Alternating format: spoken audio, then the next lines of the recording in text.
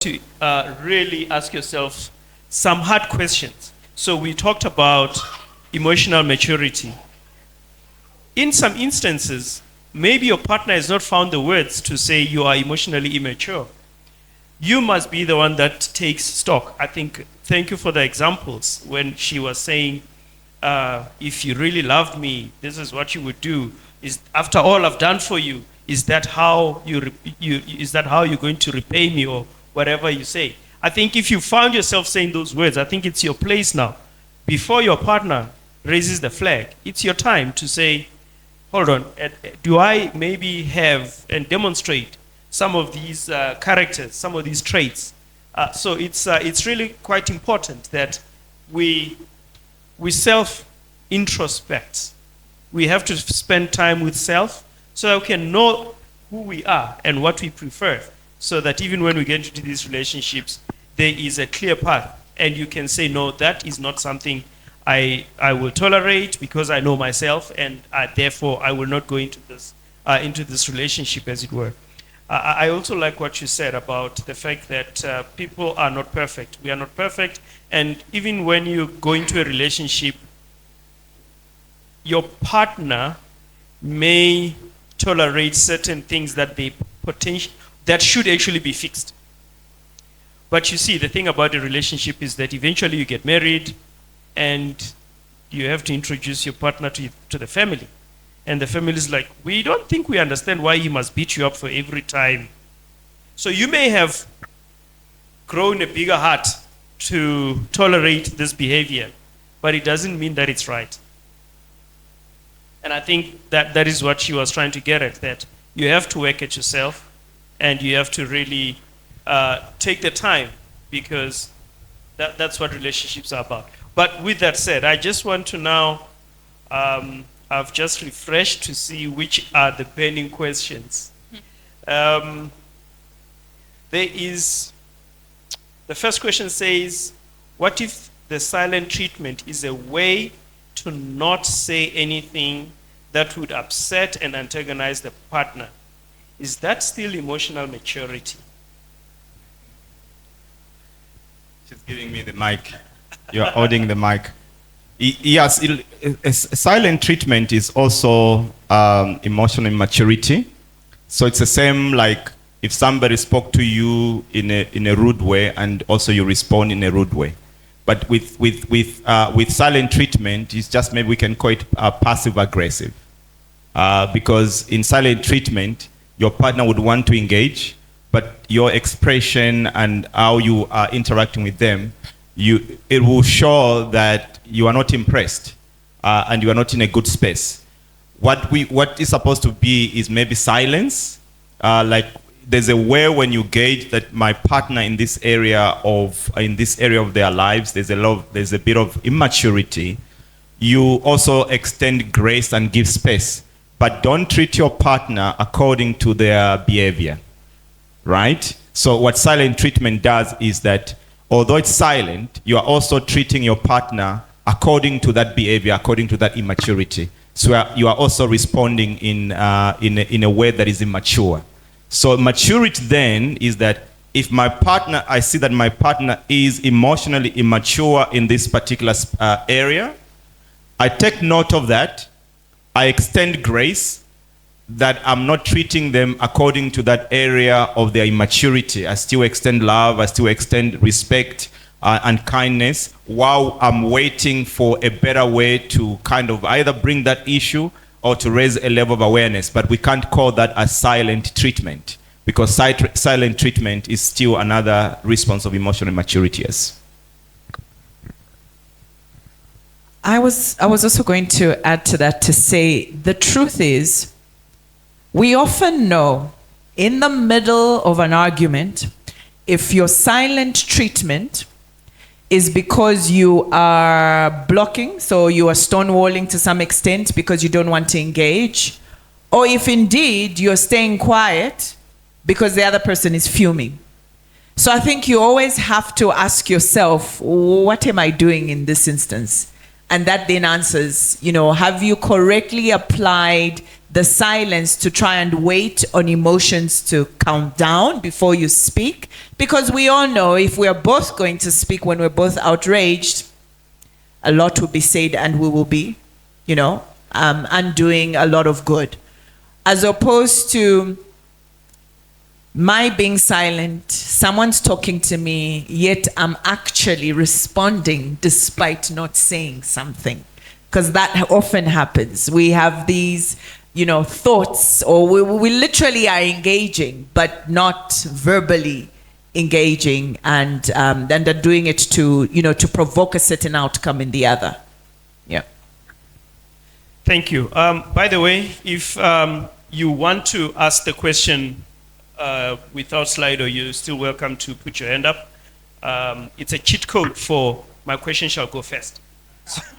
But if you ask a question that is on Slido, I'll obviously try and moderate. Thank you for that. I think I want to proceed to the next question. From what you've answered, it's clear that one has got to really, again, introspect and say, what am I doing? Am I stonewalling, or am I sort of controlling the tempers in the room? And I don't know, is it fine for me to say, I think the tempers are a little bit too high, allow me to calm down, or because I think also it can come up a bit funny when I say to my partner, I think your temper is high, I'm going to allow you to calm down, I'm going to keep quiet.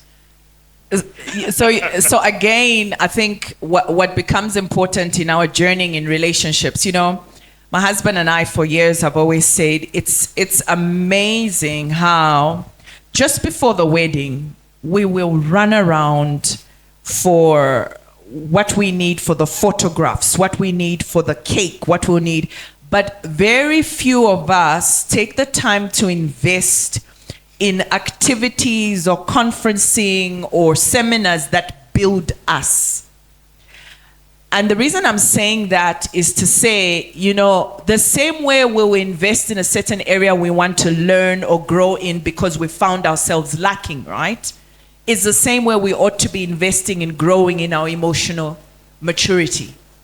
So if you've been told in the workplace by your spouse that there's a certain area you need to grow in, how many of us take that time to then invest and say, you know what, let me go take a self-awareness course just so I can grow in my emotional intelligence, or in my, we'll invest in knowing about AI, we'll Google ChatGPT, but how many of us have Googled the emotional weapons and then looked at ourselves and said, how many of these am I participating in?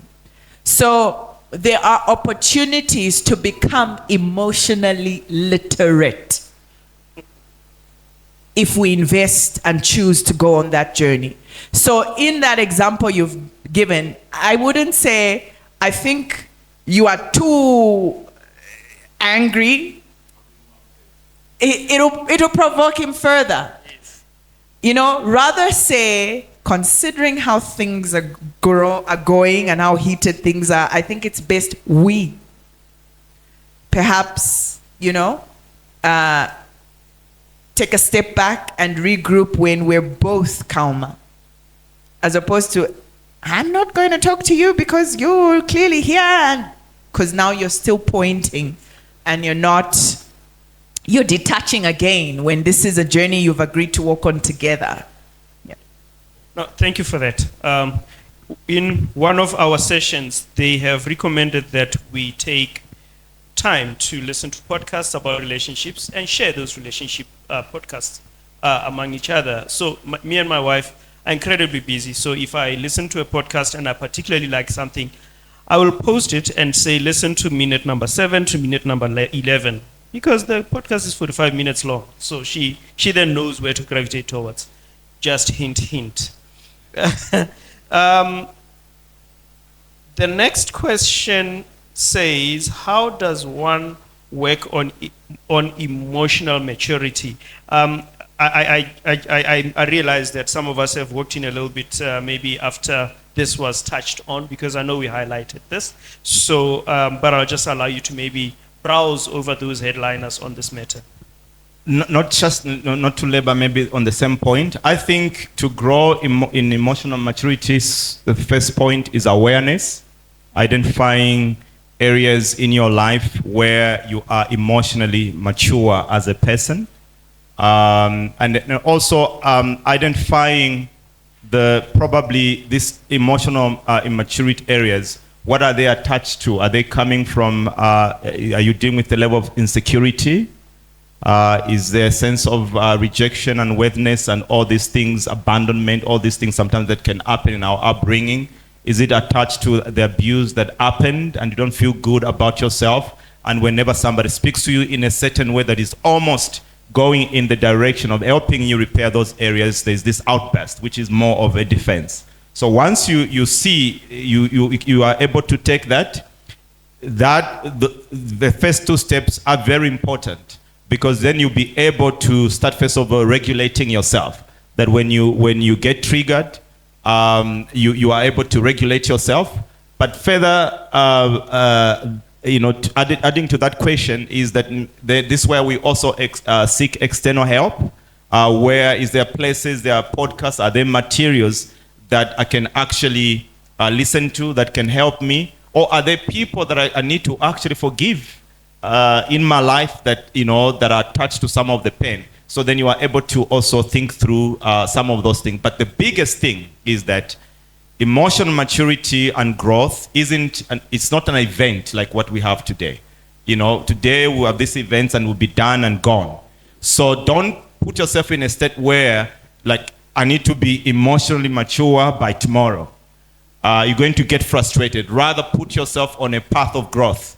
Where that path of growth takes you. It can take you to coming to meetings like this. It can take you to taking courses. It can take you to seeing a counselor. It can take you to forgiving someone or asking forgiveness from someone. You put yourself in that path. And added to that path of growth is that what I've seen is that most of us, it's similar even to work. When we get the job that we were looking for, or when we graduate, there's a complacency comes in. We stop growing at a personal level. I've also seen in relationship is that when we find the person that we think loves us, or the person we love, we also abandon ourselves in the process. We neglect to put ourselves in place and space that can make us grow. I think that the gift that you can give to yourself and to your relationship is to commit to a path of personal growth. Whether you have this person in your life or you don't have them in your life, that you have made a personal choice that I'm going to be a grown-up person. Grown up emotionally, grown up spiritually, grown up mentally, because when you combine all of this, they'll present to you emotional maturity. But when you abandon this, they'll provide you emotional maturity. But when you abandon personal growth, the result of that is there will always be that consistency of emotional maturity in your life. Thank you for that answer. It's reminding me of something, which is that when I enter my workplace, they've just hired me as CEO. So they've just hired me into this workplace. Traditionally, if your employer is well organized, you will have things like development plan and so on and so forth. And when you're speaking, I was just thinking about how many of us get into a relationship and establish development plans, and it goes to your question, what you asked earlier, to say, well, how many of us know where we lack?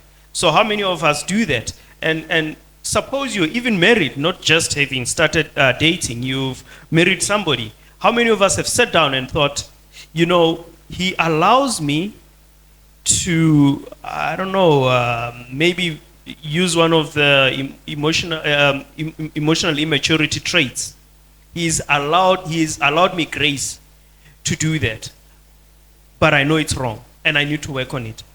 And I think it is these type of sessions that allow us to remove the blinkers, but also encourage and empower us and to say, let us go back and sit down and go, I need to work on this point. I need to improve on this, and be deliberate and intentional. Go, say to yourself, I'm going to work on this for the next 6 months, and I want to see this type of progress. The same way that your manager will sit with you every quarter and go, we had agreed that you will meet the following objectives or the following targets. Have you been doing that? And I think it is a great disservice unto ourselves, but also to our partners, to neglect that part of growth, I guess, as it were. With that said, I just wish to maybe quickly look at what the next one is. What are the signs of a healthy power of healthy power dynamics in a relationship? Health, power dynamics in a relationship. Yes. Well, first of all, I think in any relationship is to understand areas where you are good at as a person, and areas that you are not good at as well, and allow the person to take the lead in the areas where they are good at, and support the other partner as well in the area where there is a level of weakness they are not good at. Because usually what happens in unhealthy relationships is that the area that one partner is weak at, the other partner who is strong, they become impatient, not kind, and they speak rudely, and there's no respect and regard because their partner is not good in that area. But we are human beings, and I can be bad in one particular area, but that doesn't make me a bad person. There are other areas that I'm good at. So first of all, acknowledge your areas of weaknesses. Let the person who has strength in that area support, save, and ultimately then in a relationship also is to also know that at the end of the day, from a Christian background, we also understand that the husband is the head of the home. It's a topic that people don't want to. We'll talk about it in the future. We're taking time. We are building the foundation. Which means is that at the end of the day, give an opportunity for that person who has the responsibility to make the final decision, to make the decision. So once you have discussed, you have worked on areas where you're good at, and you have argued and argued, at the end of the day, the person who is responsible to make that final decision must make that final decision. That is a health power balance. So, but also the person who is the head of the house doesn't lead the same in leadership. We don't lead in isolation. We lead in consultation, so that the people that we are leading with, they can bring their views, then we incorporate. Then at the end of the day, the leader must make the decision. But even when the leader makes the decision that is not in agreement with the other people's contribution, you can't again say no, but you didn't consider what you gave the trust of leadership. Right? So that balance is important, and that's where it also comes to emotional maturity and maturity in general. That once that process has happened, and a final decision has to be made, if a person makes the decision, and for instance, let's say it doesn't work, it doesn't go the right way, you can't say now from going forward you are not going to make the decision. Because you are always making bad decisions. That power, there's no balance in that. It just means you have to come back, deal with the consequences, and then but refine your decision-making process. At the end of the day, it has to be on someone to make a particular decision. At the end of the day, we must work according to our strengths and operate in the areas where we are strong, and allow the other person who is weak in that area to be given a break, to be supported without being treated badly. That brings a balance and a power balance in the relationship. And I think to get there, you do have to come together and proactively decide to embark on doing that. So you need to you need to get to a place in your relationships where you take stock, you define, you name what is going on. You know, I know we live in busy times. I know we work or run businesses. I know there are children, you know, to raise. And sometimes what often happens is You know, because you are in the same house, you wake up, you go to the office, you take the kids, you come back.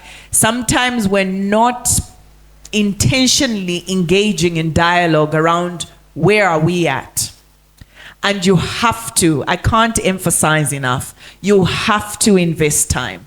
You have to make the time to deliberate around certain issues so that if at all there are power struggles, you name it. You name it respectfully together so that indeed a week's time or 2 weeks' time, you can ask, my love, am I still rude? And he can respond or she can respond. But if we are not intentional in that way, then we're just flowing with the wind. Please, there are seats in front here. Feel free to come. You are welcome. You're welcome. You're welcome. Added to that is there is a word that is strongly used there, which is power, right? And how do we balance power? We also have to define the purpose of power. I think that there is a lot of misunderstanding when it comes to power because we attach a lot of importance. So power can come from source of maybe you have more money in the relationship or earning more money in the relationship than the other. That's power, and it can bring power struggle in the relationship. Maybe you are smarter in the relationship than your partner. That is a source of power as well. Maybe you have a lot of, you are very attractive and very handsome, and people are drawn to you. You can also be careless and say, but I'm in demand, So you almost want to bend your partner to kind of cower down because you are in demand. But what I'm trying to say is that be careful, especially to the people that are married, that anywhere in an area where you have power, never attach your importance to that power. Use that power to serve. That's the only way you're going to bring the balance. Because if I say, have this match, and it's mine, it's this match, what is going to happen is that it's very easy to force my wife to kind of cower down and force humility on her because of this match. And for her to have access to this match, I have to kind of force her to kind of be humble, then she'll have access to this match. But if I recognize that this match that I have is to serve all of us, it changes the ballgame. Because I'm not going to use what I have, which is match, to kind of control, manipulate the relationship and force my partner to behave in a certain way because I'm blessed in a particular area. So I think that the challenge that we have in relationship, and more importantly, when you are dating, you can humble yourself here and there, because we always say that people, when they're dating, they are at their best behavior because they want to catch the person and then manifest their real self when they're married. But to those of you that are married, every area where you are gifted in, where you seem to have more, you've been blessed more, it means that if you're not going to bring that area in your marriage to save, that area is going to be a source of problem in your marriage. Because you're going to attach a lot of importance and you're going to manipulate, you're going to dictate a lot of things because you think you are great in that area. So part of power balance in the relationship is also to technically understand, why do I have much in this particular area? I have much in this particular area not for self-service. I have much in this particular area so I can serve what is in the best interest of this relationship. Yeah, no, thank you. Just want to see if there are some hands up that want to jump to the front of the queue. But thank you for that. And I think the question about power dynamics is always important, particularly because, I think the easiest one is when there is money involved. And I think people tend to forget that you don't know the next person's fortunes, right? So here you are throwing your power abusively, as it were, and you don't know the next person's fortunes. If they turn and they have more money and both of you are emotionally immature, chances are they're going to go, yeah, but when you had the money, that's how we behaved around here. And that is not healthy either. Okay, so I just want to maybe look at our next one that is making its way up. It says here, I have forgiven my partner for infertility, but he still follows her on social media. I suppose there's another person in the picture. She tags him whenever she posts about their affairs. How can I address this? I think there is multiple likes to this question, and it seems like a very particular question. So I want to maybe look at some pointers here. So there is somebody so there is a relationship, somebody has been forgiven for infertility. That's infidelity. Sorry. Yeah, okay. But he still follows it. So she's forgiven him for infidelity. So this is a question about infidelity. She tags him in. How can I address? How does this person address infidelity? Is the essence of the question. First of all, I think it's unfair that the person that was betrayed is still carrying the burden of addressing the issue. Right? That in itself is unfair. Because it's also going to speak deeply that the person who has been betrayed seemed to be the one who is interested in the relationship more than the person who betrayed. So that's power dynamic, right? And I'll come to the question. I'm going also to stretch the point a bit. Just bear with me. Is that also in general we also must know the difference that you can forgive and not be in the relationship. You can also not forgive and be in the relationship. And it's important to differentiate the two. To the person who has asked that question, to say that being in the relationship isn't really a sign of forgiveness, but you also still have to just think through that as well as a person. But also, I would say stop fighting for the relationship. I would say that the person that betrayed must be responsible to do what is right. Because if you fight for the relationship, you're forgiven, as you have said, and you have to take the burden of speaking to your partner or your husband to say, you shouldn't be interacting with this person. You are teaching that partner in terms of how they should be treating you. Right? So there is lack of boundaries there. So you have to draw the boundary in terms of there are things that the person who betrayed you is going to be responsible for. And one of those things is that they have to work hard to build the trust. But even when they've betrayed you, but they're not interested in building that trust and earning that trust back, there's a huge problem. Because they are also conditioning you that should that behavior continue, you don't have to say much because you have tolerated the first instance. Are we here? So I would suggest that you have a conversation with your partner to express in terms of that you have not appreciated that you were betrayed, but your partner hasn't taken the initiative to get out of the way the signs of betrayal so that you are able to heal better.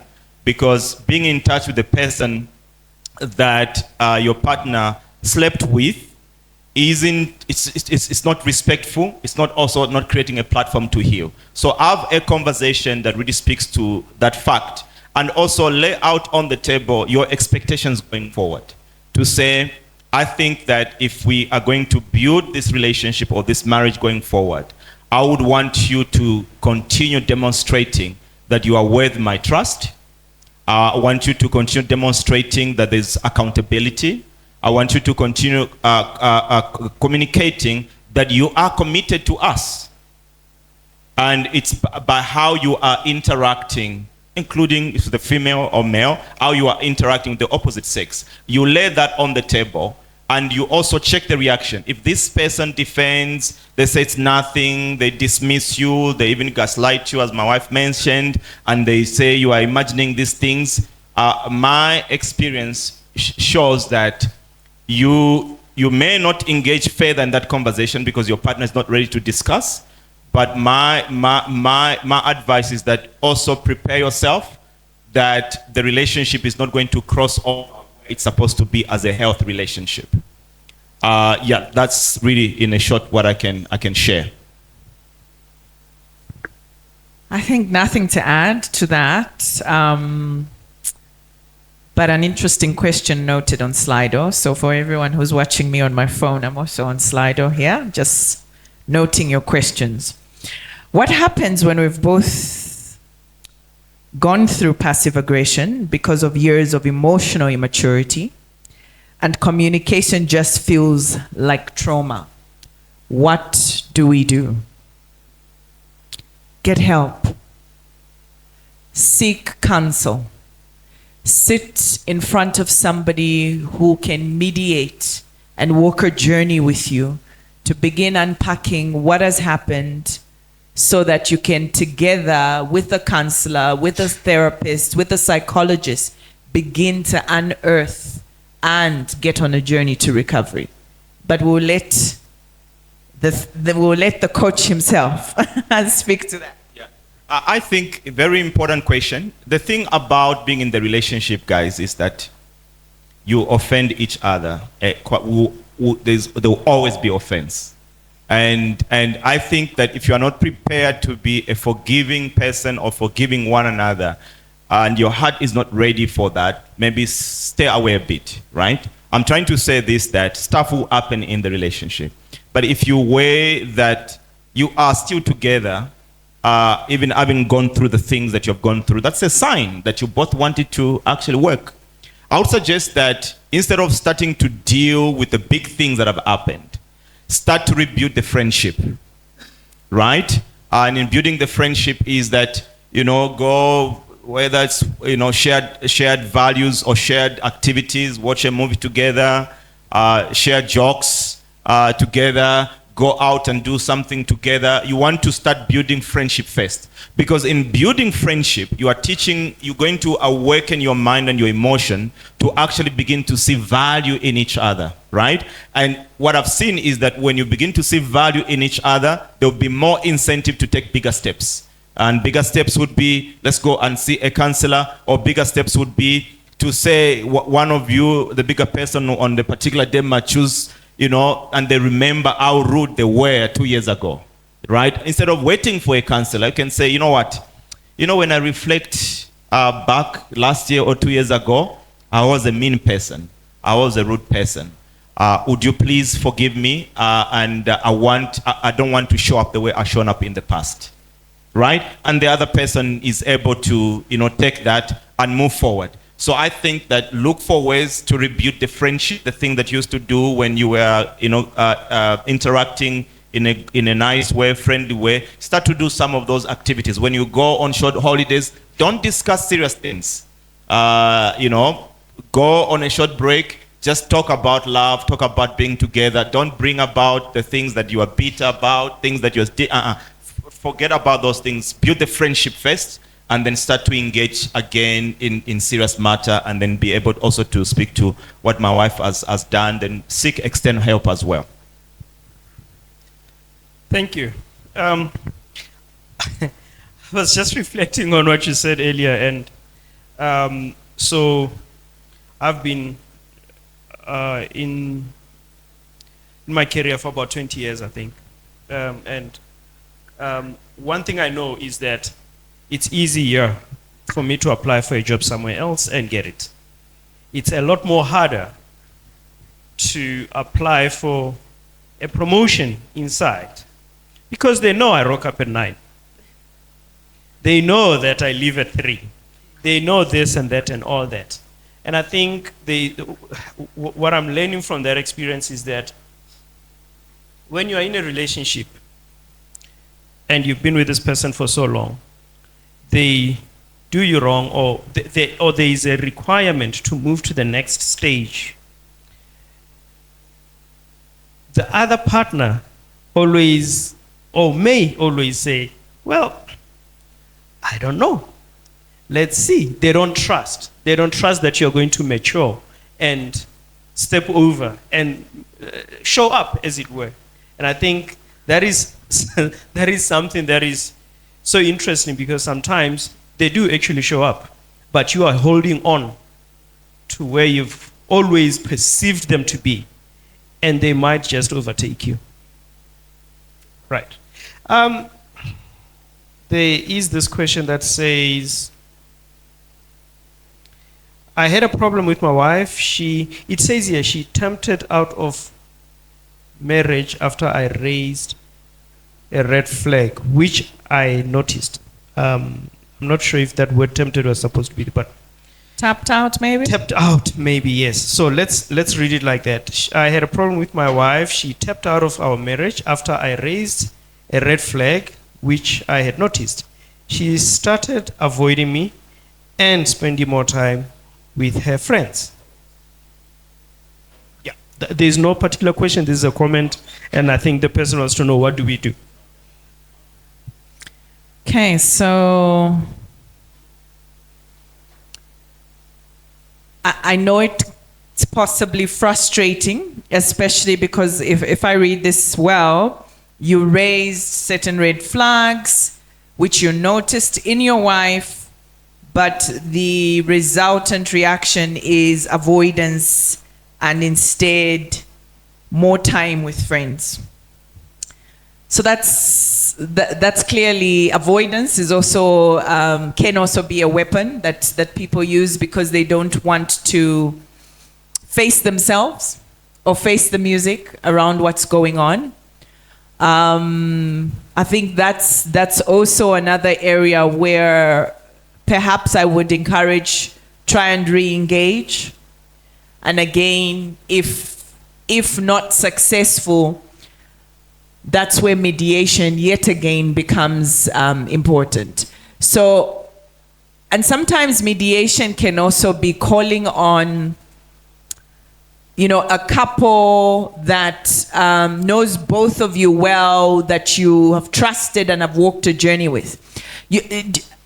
In my world, I believe that's the real role that matron of honors and their spouses ought to play in our lives. Is people we can go to and speak to and gain insight, because that way you have an independent party that's sitting there. Otherwise, yet again, see your pastor, see a counselor, see a therapist. Just also to add to what my wife has said, I always want to also bring, because it's very easy in that state to also feel offended and entitled to how she should respond. I think that I would say empathize first, because I think that, as I said, all of us are coming from different backgrounds, and I would assume that maybe this person grew up in an environment where maybe they were raised by a very critical parent. They were criticized highly, right? And in their formation, something has shifted. Maybe they don't feel great about themselves. So anyone that corrects something that they have done that can be worked on, they don't see it as a correction. They see it as an attack on the whole person. So their avoidance and withdrawal is they're not feeling good about themselves because that has always been their lives. So from you having empathy, you're not trying to tolerate the issue. You're trying to understand that perhaps my partner, where they're coming from, something shifted, that they don't like feedback because they've always grown up that way. And here is about the opportunity that marriages brings is one opportunity of healing. Most of us can come up from run away from a critical parent, and then when you get married, you find that you marry somebody who is slightly critical, like your dad or your mom. What life is giving you is not the opportunity to avoid and run away. Life is giving you an opportunity to heal from whatever that childhood criticism kind of did in your own personal life. So I'll suggest that have empathy on the person. And added to what my wife has said is that then re-engage from a place of assurance. You can even use your sandwich approach, where you kind of highlight the good thing that this person, that you see in your wife. You're not manipulating them. You're trying to raise their level of self-esteem to believe in themselves because they are good thing that you are seeing. And then you can move on to the fact that when I raise a particular issue, or when I give feedback, I'm not trying to destroy you, or I'm trying to help all of us so that we are able to build a good marriage or a good relationship. So you are less on the confrontation aspect. You're trying to bring your partner to a level where they can feel comfortable to actually receive the correction. Yeah. Thank you. Dango, I have no idea where I must stand, my brother. I stood there, you said I didn't stand right and all that. Okay, so there is something that you once taught us from previous sessions that I took away with me, and that was 5-to-1. 5-to-1 principle says that for every 5 compliments you can criticize, you can give the first criticism. Now, it sounds, in corporate we say sandwich. Compliment, critique, compliment. In relationship, let's think about the 5-to-1 principle. The thing is this, right? If I'm going to criticize my wife, don't do it like this, like I used to. Hey, here are the 5 compliments, and then here is my critique. Right? It doesn't work like that. How it works is, hey, those shoes look nice on you today. You should step out in style like that. And then maybe later that afternoon, you really put your foot in this plate. It really is very nice. And then maybe later in the evening, I like how when our son comes in, you always find a way to make him laugh. Because the truth is this, that we are with our partners, and there are good things about them, and there are good things we can compliment. Where we go wrong is when we don't do those compliments, or where we go wrong is when we don't know how to. So in this reassurance strategy, what it does is it reassures the person that they are okay. There are things that they do well. And when you show up to say, I actually think when we talk and you shut down and you walk out, it's not helping us. It's seen as constructive and not destructive. And I think one thing I've always noticed, I must be thankful, because sometimes you may come to Pastor K and Mam Kuzi with something that really is heavy on you, and you are thinking, you are sure that there's no way they're going to tell me, yeah, she's mad. How could she say that? But by God's grace, the advice is always that of building. And I can imagine that question, maybe if it was me, I would have said, yeah, this lady is not serious. But here is a constructive answer that says, let us take time to reassure this person, to let them know that they are actually not bad. And as social media says, they are not trash. Yeah, sorry, I digress. Okay, please tell us take it away. So the next question is, what if affection and intimacy has completely dissolved, but divorce seems like not in God's plan for us? What do we do, Pastor K? How do we resurrect the spark? I hope your children are not in the bed, though. I need to say that. So I hope your children are not in the bed. That already is an opportunity to resurrect the spark.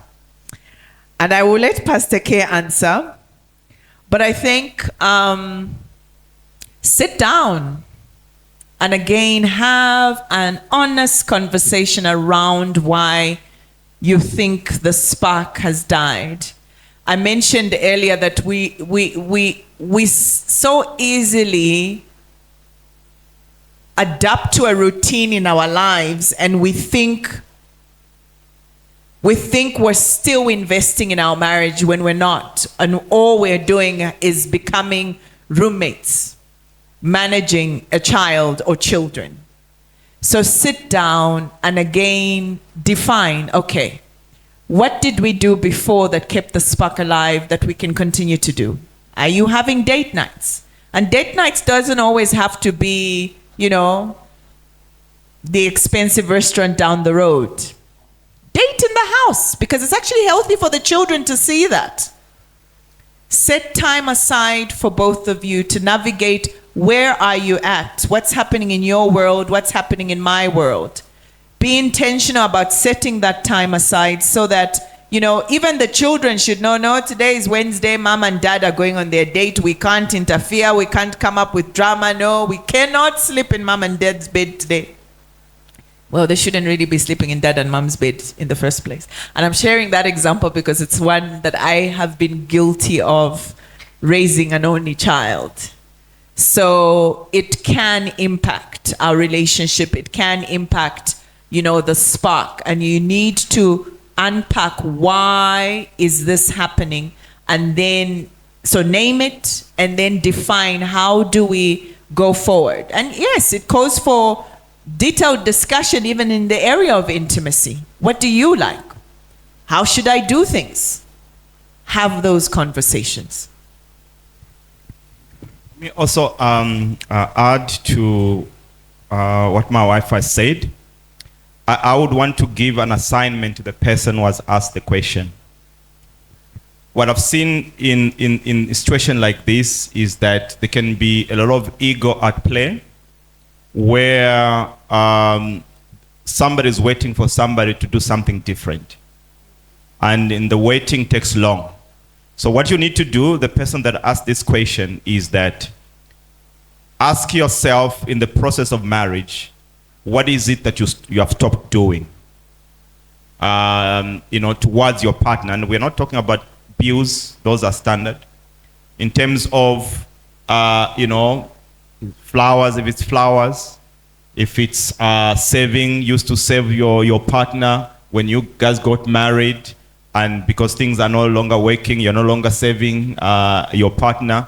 So the idea is that start doing the things that you're responsible for, that communicates to your partner that you are in this forever, right? And that you want the marriage to work. I was listening to a video some time back of a lady. You know, the husband served the lady with divorce papers. And she thought about it. They were Christian. She thought about it. She said, no, she's not going to sign. So she speaks to the husband. She says, you know what, just give me some time to sign. The husband was forced, you know, just sign. They were living in the same house but separate bedrooms. But she said, you know what, give me time. So what she said she did is that she went back and looked and saw the things that she stopped doing that led to the marriage to be where it is. She didn't accuse the husband. She held herself responsible for those things. And what she decided to say, she decided by herself, she says, before I sign the papers, I will commit to doing the things that I was supposed to be doing to make the marriage work. Because she didn't want a divorce. So she went back, she started to do those things. The husband was adamant, rejecting, ignoring, silent treatment, you know, not even taking note of those things. But she was consistent because it's a decision that she made to say, I don't want a divorce. But because I don't want a divorce, there are things that I must do. And there are things that I must change about myself. And she committed to doing those things. Along the line, the husband kind of gave up on the issue of divorce. He started not seeing, and they had to re-engage. And the husband had to open up in terms of how he has felt in the past and how, you know, in the present moment, the things he has done, how it has helped him change. He was sorry as well in terms of the things that, you know, he stopped doing. I'm not saying that this is going to be your story. But what I'm trying to say is that instead of staying where you are, where you just stuck, divorce is not the option, but you're not doing anything, I would suggest that reflect. Somebody must take the lead. And this doesn't have to be a man. If it's you as a lady, take the lead. Commit to doing those things that you know that along the journey you have stopped doing. You may not even start by, you know, being intimate. Maybe just being kind, being respectful, you know, being loving, taking notes of certain things, sending thank you. Start to do the best things, because sometimes intimacy and all the things that sometimes are not happening in the relationship, they are also a byproduct of the basic small things that we stop doing for ourselves and for each other in the marriage. So I suggest that you take the lead and list the things that you think you can start doing. And don't expect that it may change in the next month, but you can commit, since you are committed to be in the marriage, and you don't want a divorce, rather commit to actually doing those things that can bring a turnaround in the relationship. And if that doesn't work, which I think it should break some things in the relationship, especially if the other person also wants the marriage to work. And if it reaches a place where it's not working, help is also available. Seek external help, external intervention to just help facilitate the process where you guys can start to engage. But I think the priority must be do the bare minimum of what you're expected of as a husband, a good husband for that matter, or a good wife for that matter. Commit to those things. I know that by God's grace, somebody's heart is going to melt. Thank you. There is a question here. It says, maybe I almost want to read it as an answer and say yes. Addiction to devices and access to social media does contribute to emotional detachment in relationships.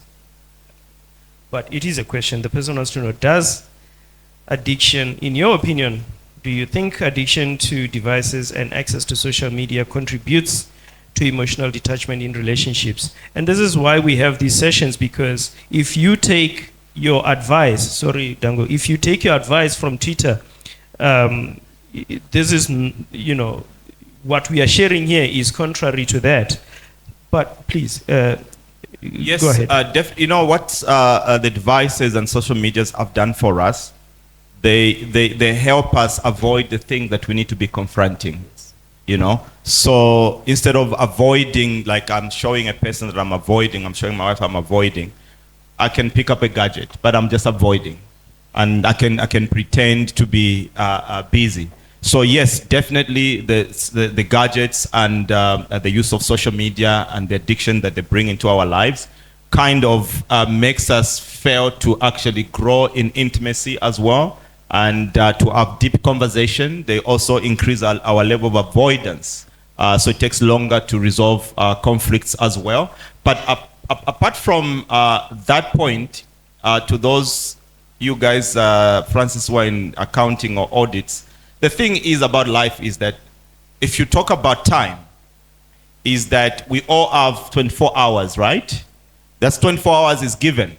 What you do with that 24 hours is your choice.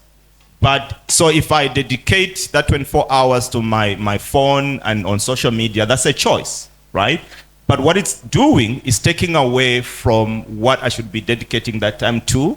Let's say in the context of marriage. It means that I'm taking the time away as well from the development of my relationship because I'm involved in other things that I'm doing either with my phone or social media. So the principle is basically, it is what it is. So every time you get carried away, just know that along the journey something is going to break, that you were supposed to be dedicating the time to dedicating the time, especially in the context of relationship. And sometimes it's okay to let the phone be or leave it on weekends. Now and then I try to just, if we're going somewhere with my wife, I try not to care about my phone. As I say, if the person can't reach me through you over the weekend, then their issue is not serious. Right? It's a way I'm trying to avoid being on the phone, because I'm always on the phone trying to do things and stuff like that. So when I get a chance, sometimes I don't care about my phone. I'm trying to regulate myself and say, I don't need the phone at this moment. So you always have to definitely manage the time you spend on the phone or on social media, because it takes away from the richness of your relationship. Yeah. No, thank you. Yes, I am an auditor, unfortunately. What I've also learned in another session was that so you talked about the 24 hours. Also go through your bank account and see where you're spending your money. Invest in the relationship. So if there is a date night and it must be a dinner out, it is tempting to say, gee, but we need to clean carpets. It's going to cost another 1,000 rands. But sometimes you have to be deliberate and go, this carpet has been like this for 3 months. It can be like this for one last month. We're going to go out for dinner. So that's just the audit recommendation, as it were. My wife always wants me to listen to her, but she doesn't want to listen to me. And anything I say, she uses against me. And then there's one that says, in a similar vein, that he or she uses my past against me.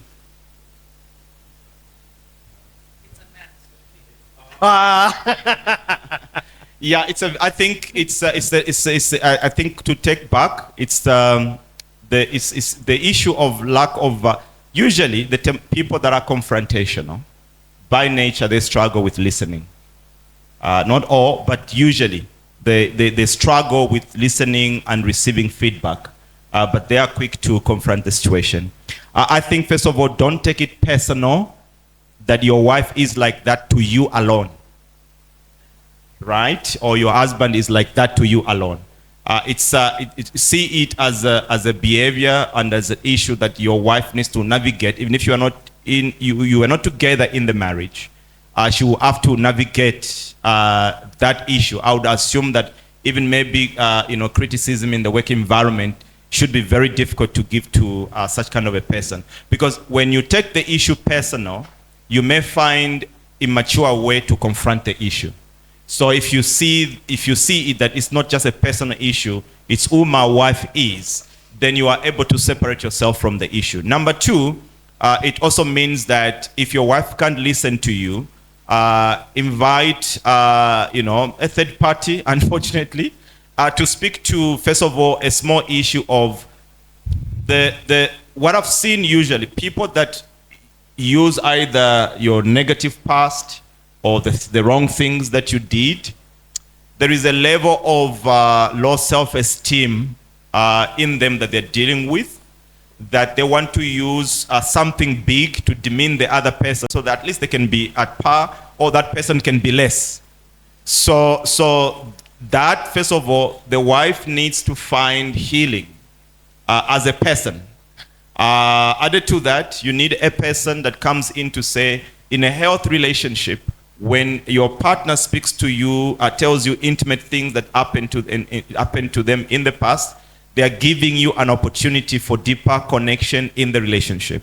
When you use that to attack, you are not attacking the person, you are actually attacking your own marriage.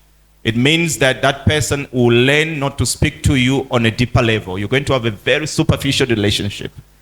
So you are actually doing yourself a disadvantage. So having a person to mediate, to kind of coach the wife or the husband in that area is going to be basically helpful. But I think where things are at, you speaking to your wife and say you don't listen to me when I speak, or you have this particular issue, might not be a wise thing to do. I think you are at a stage where, apart from you understanding that this not just, don't take it personal, you might be at a stage where you need a third person to kind of come in between to help you navigate, or that person can make a recommendation for your wife at a personal level to seek therapy, to seek some healing at a personal level, so that she's able to come in the relationship and interact in the relationship with confidence, because the inability to listen speaks to embedded insecurity in the person and fears in the person.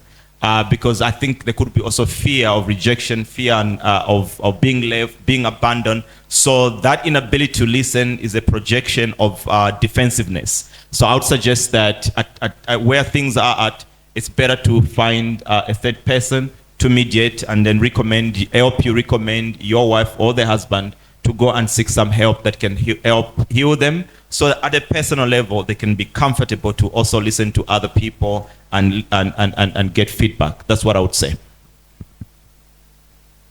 Okay. Thank you. I forgot to make an announcement that we only now have 15 minutes left, and there is quite a lot of questions, and some quite very important questions. The next question that has been highly rated says, if I don't do something my husband's way, then he says I'm not submissive and I rule myself. I have to fight to get things done my way all the time. I do think this has been touched on, but maybe not in that very context, particularly around submissive. But maybe if you want to gloss over this while I load up the next question. You seem ready. I always say, personally, I always prefer he answers the submission question because I love the perspective he shares. Sometimes I find that, whenever I attempt to answer the submission question, people are like, oh, it's because you've been bought over or. So that's why I always defer, if you've noticed, the submission question that direction.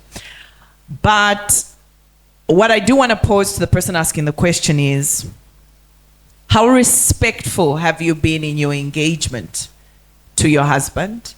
Because I think sometimes people's understanding and definition of submission is, you have no voice, you must be the slave, and that's not the biblical definition of submission. We are called to respect our husbands as women, to honor them, and it's a request in relation to our relationship to our Maker. So, is the struggle around the fact that or should I pose the question, where are you at when you look at yourself in terms of your respect of him, your respect of his opinions, and what is the struggle really around the issue? All right. Brother Francis, I think some of these questions, they can also help formulate topics.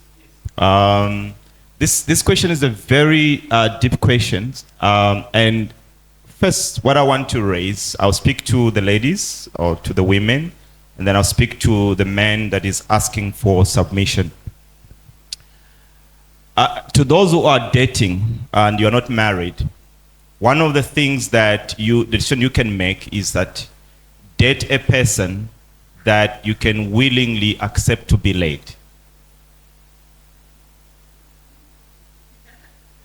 Because if you are dating a person and you are not willing to give this person the platform to exercise their leadership, it's going to be very difficult when you get married, right?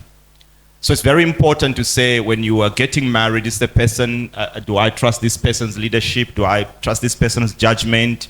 Do I trust this person's heart? Do I trust? Because when you can have that trust, you're also going to let go of control. Because that, the question also, there's undertone of control, because that control also comes as a result of fear. Somebody doesn't have a foot, can be somebody, if the person doesn't have a full trust, they would try and control the outcomes of things. So you find that somebody wants to exercise a bit of leadership because somebody's afraid of being led in a certain way because they don't trust somebody's leadership and judgment. Then that power battle begins. So there is that layer. There is also, if you have been given a good person, for instance, a good man who is a good leader, you have seen that he has your best interest at heart.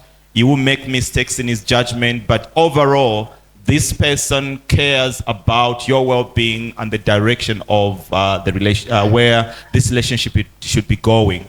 You, as a wife, create the platform upon which this person can lead. Because one of the challenges that I've seen sometimes in my counseling sessions is the fact that sometimes men are not trusted and they're not given the platform to lead. There's always argument, there's always debate, there's always questioning, even the things that are not supposed to be questioning. But what is happening there in the questioning is not so much that you are refining somebody's leadership. You are actually instilling doubt in this person. So even when your husband needs to take bold leadership to move the family forward, you have sown seeds of doubt in him. He's not going to lead you anywhere. So sometimes how you interact with leadership, you can empower leadership. You can also disadvantage leadership. When you disadvantage leadership, you are not disadvantaging the leadership as a person. You are actually disadvantaging yourself along the journey because that limitation of your husband's leadership is going to be your limitation. So this requires a lot of reflection and inward growth at a personal level as a wife, that when you are interacting with a husband that has shown that they mean well and they want to move this family in a particular direction, give the person the trust. When they fail, come back and assemble and still give the trust to move, because you know that they're trying to actually build and lead this family in the best interest of the all as a family.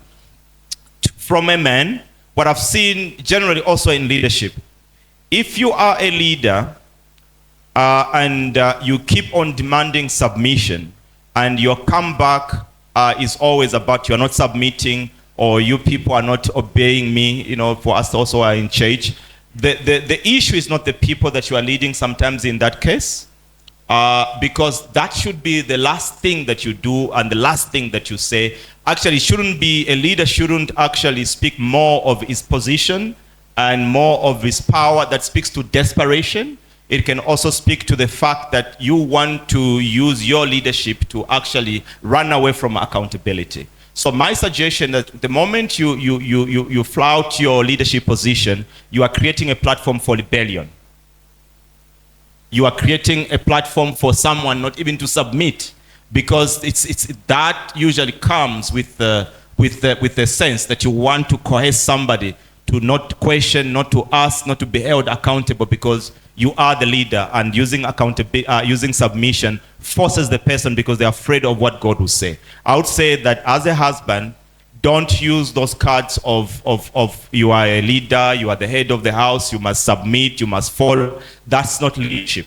Because what that, you are teaching your wife not to question, not to ask question. You are teaching a wife not to be a person that can hold you accountable. And as time progresses, you're going to have more problems for yourself and in the marriage. What I would suggest is that have a conversation and maybe ask your wife and say, I see that sometimes there's a lot of argument, a lot of debate, a lot of questioning.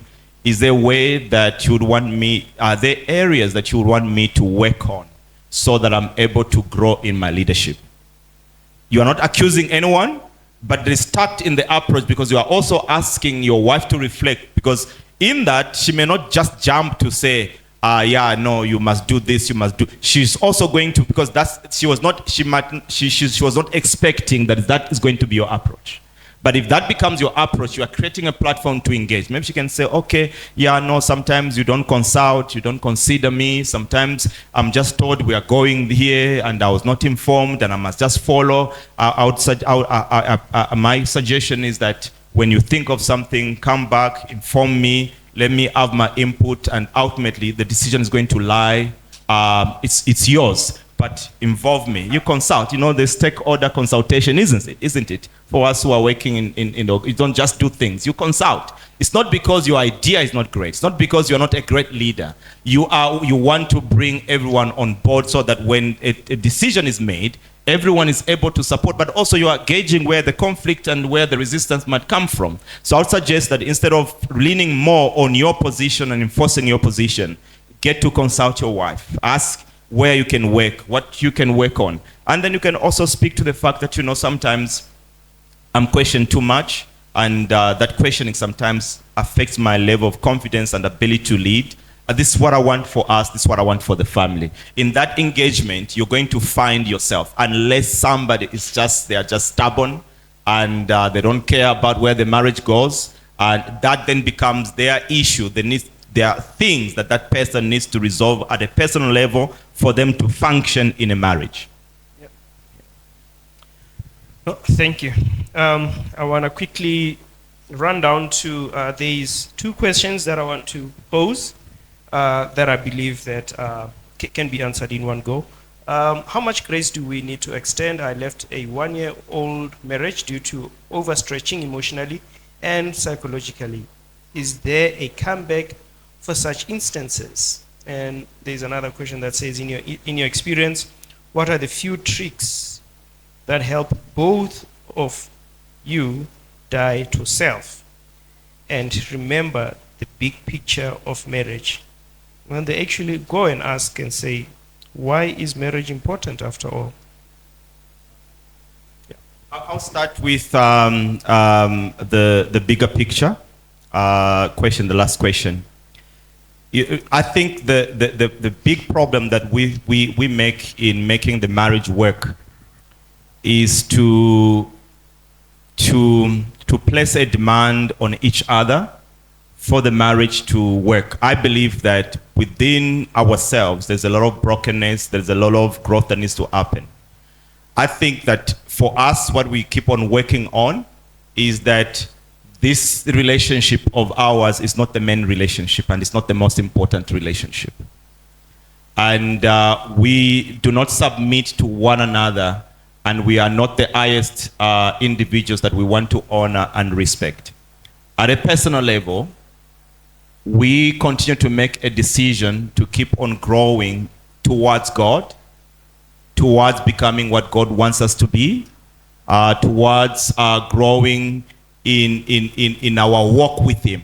Because what happens is that if I can honor that relationship, if I can respond to that relationship, if that relationship, I can allow that relationship to confront my brokenness, my wife doesn't have to. Right? Because by the time she would be raising that, that issue would have been confronted. I would have been in a process of working through that process. So the healthier my relationship with God becomes, the healthier my relationship with my wife becomes. So I think that the problem we make is that we become the highest authority, and we become the perimeter and the measurement. And there is no level of authority that we can go that we think is holding us accountable. So for us, God has become the main driver of helping our relationship to work. So for instance, my wife doesn't have to expect kindness from me, but God expects me to be a kind person. My wife will be a beneficiary of that kindness that God expects from me. Are you seeing what I mean? So that ongoing personal transformation that is God-centered helps regulate the state of this marriage and the state of this relationship. Even extending grace also comes from that point of view, is that as I make mistakes and I make errors, there is grace extended, by God towards me. So when my wife errs and makes those mistakes, I see myself as in the same way that God has extended grace, has extended forgiveness, and I'm able to extend grace, be patient, be kind, especially if the partner I'm with also has the same value system, where they are also interested in honoring God with their lives and making God, their relationship with God becomes the most important relationship. I know that in that I'll be safe. How long can one tolerate, answering the question I would suggest that generally, the first year of your marriage, in fact, the first 3-4 years are very tough. I would have loved that the first year of your marriage, you sought help, you sought recommendation, and none of you or one of you was not interested in applying those recommendations. Then going separate ways becomes the ideal, because one person is not interested in working on the marriage, right? So I would say that as long as both of you are committed on working on the relationship, you can continue to extend grace. But I'll speak to one philosophy and idea that I've encountered a lot in my counseling, especially around Christian couples, is this notion where people say God hates divorce, right? So a wife says, no, I want a divorce, or the husband says, I want a divorce, and then they come and say, Pastor, what is your take here? God hates divorce, and I'm not signing these divorce papers.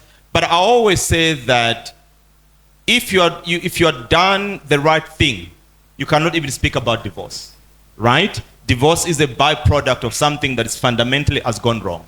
But what I've seen, that the people that don't believe in divorce can be very lazy on working hard on their marriage, because they know that no matter how much I misbehave, my wife is not going to leave me because she doesn't believe in divorce, or my husband is not going to leave me because he doesn't believe in divorce. So they live a life of negligence. They don't care how they treat their spouse. They don't care what they do outside, because they are in the institution where divorce is not going to happen, right? My encouragement is that you focus on doing right.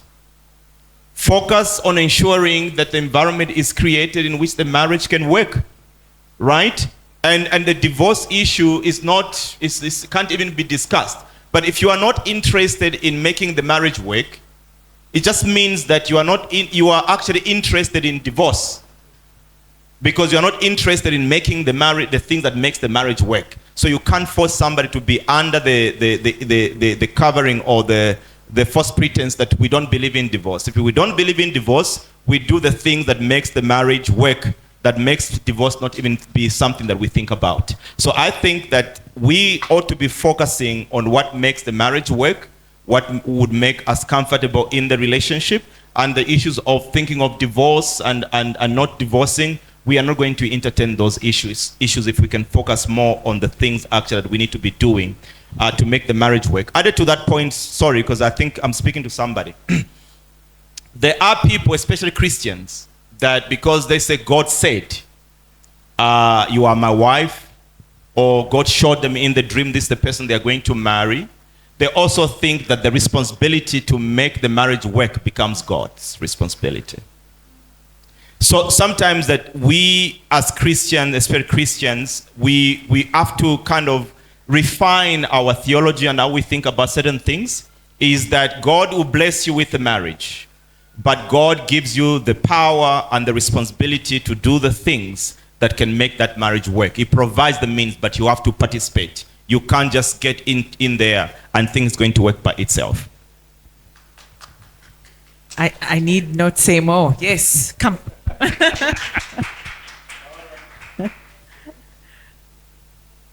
Francis. Okay.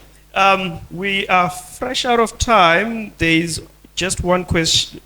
There's three, I think, questions that have the same theme that I want to just quickly bring to the fore. And essentially, they are talking about why does...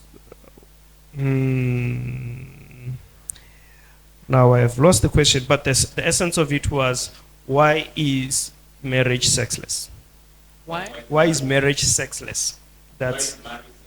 Yes. Why? Sexless? Why do marriages tend to become sexless? Oh, yeah, I think it's a very interesting question. I think it becomes, I think as human beings, we are creatures of familiarity, right? It's very easy to take for granted the relationship that we have, right? That we are married and she's here, I'm here. So we, in being familiar, we strive to create opportunities for certain things that should make the marriage work. Or sometimes there can be a sense that she will understand or he will understand, right? So there's a lot of this justification that keeps on that sticks into the relationship. All of that complacency, is linked to familiarity. Is also life happens. We are busy with work.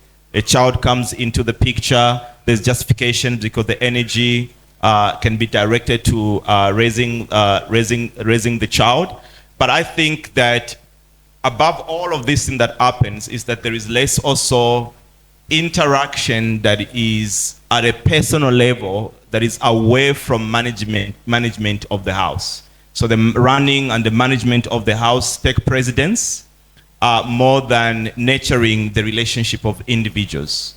And in nurturing is the things you spoke about: date nights, compliments, playing. If you are married, touch your wife. She's your wife. She's not your touch, roommate. touch her. Do the things that communicates that you are interested in this person. And that you still adore this person. The same happens also to the woman. Do the things that can help maintain that spark. Then the sex life also becomes easier to revive and to restore. But for Christian couples, is that there is also a level of carelessness that settles in the marriage, especially in the Christian marriages, because we think that we are called to be faithful to our spouses. So there is no imagination that the spouse can look outside, or the spouse is seeing other men, attracted to other men or to women. So sometimes that personal negligence, where we know that I have an accountability, I have a responsibility to satisfy my wife. That is my responsibility, right? And I must take that responsibility very serious. Because that in itself also, I'm honoring God, right? Yeah. Because If that doesn't happen, I'm also failing as a husband in that area. So I think that sometimes as Christians, we read these things of your body is not your body. Now when you're married, your body belongs to your wife or your husband and stuff like that. The Bible gives us wisdom that is very easy for me. I remember when I was studying and I was very, very busy. Sometimes I think about it. Studying, doing pastoral work. I was a Bible school lecturer. I'm doing my master's. I'm also a Bible school director. I'm a resident pastor of a very thriving church. So I was so busy in a particular period. And sometimes my wife would make advances. I would, I need to finish my studies, right? But all of these things, ladies and gentlemen, take away. But when you recognize that these things are there, but when the marriage is suffering, they're not coming to save me. You can abandon them and say, you know what? Let me pay attention to my spouse. So I think that we take for granted, we take each other for granted. We think that there are not other men or women who might be interested in the marriage. We think that if a person is married, they are imprisoned and they are obliged to be committed to you. So we don't think that we have a responsibility to satisfy our wives or husbands sexually. It's a responsibility. It's a trust. And the thing about it is that you are the only legitimate person that this person can get sex from. And when you are not willing to make effort to make that happen, I think it's ungodly. And so that change in how we are thinking about certain things can help in creating platform and ways to not have a sexless marriage. But it does happen, yes. Couples complain a lot. Those who are dating and they find in places, in cars, in car parks, in wherever. They enjoy life, but I think we make marriage boring for ourselves because our priorities also shifts. Yes. Did you note he said I was the one pursuing, right? You noted. So women, you can, within the confines of marriage. Okay. Having said that, I think what I've experienced and I've noted and heard from a lot of women is sometimes as women, we go on, get married, fall pregnant, have children. And we become so engrossed in the raising of the child, because the truth is, in as much as my husband's very involved in the raising of the child, we tend to spend more time around raising our children.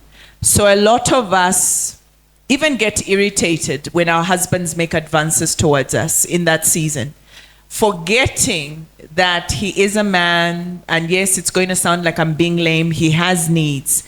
But sometimes I feel that we hide in there, I'm taking care of the child, just so that we can't address whatever it is that's concerning us. So I want to just caution us as women to not hide in the child needs me. And sometimes we retort saying, the child is young, you're an adult. It's so obvious to us as women, right? Who needs our attention more? The child. But sometimes all we're doing is hiding in that excuse. And we need to guard against that. Just like he's alluded to. We have to continuously or intentionally and proactively work at what it is we're trying to build. That's why we've come together. For that. It's true. Sadly, the unmarried lot are the ones who seem to have more fun than the married people. And it shouldn't be that way, because it's sacred. And God has permitted it. And we ought to ensure that we don't get to that place. I always say, where there's no sex in a marriage, dangerous territory. You should be having a lot of it, and often. And not hiding in children or in busyness. Be intentional and make time. Read, learn, discover. What should we be doing? Why should unmarried people have more fun than married people? Even married people should hang from chandeliers if that's what it's going to take. That's how we invest. Usually when intimacy is high, conflict is very low in a marriage. And it's a very important question, and I want to add this. How many of you always feel that you are motivated to go to work every day? You always? Okay, good. But generally, it's not every day. Some day, like it's going to be Monday, just, you feel like you want to extend the weekend, But you get up and you go to work because you know what is at stake. And one of the reasons why sometimes we don't have much sex in marriages is that we don't think that way. We always want to be in the mood. Because when we are in the mood, then we are going to enjoy. It doesn't work like that always. There will be days where you're going to be in the mood. There will also be days where you have to do it as a duty.